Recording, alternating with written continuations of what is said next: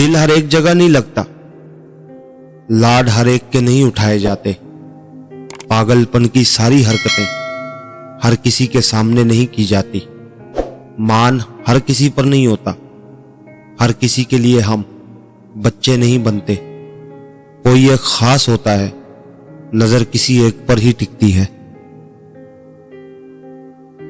जिंदगी में कभी कभी तो दिल चाहता है कि इंसान सब कुछ कह दे, कुछ दिल में ना रखे, लेकिन इंसान कह नहीं पाता, लिहाज रखना पड़ता है। हम वक्त और हालात से लड़ लड़कर बच तो जाते हैं, मगर इस दौरान हमारे अंदर बहुत कुछ मर जाता है। रोने धोने से, गमज़दा हो जाने से, या खुद को तबाही के दहाने पर ला खड़ा करने से लोग वापस नहीं आ जाते। जो हम खो चुके हैं, बस खो चुके हैं। मैं छोड़ देता हूं अक्सर ऐसे लोगों को जो समझते हैं यह हमारे ताल्लुक का मोहताज है।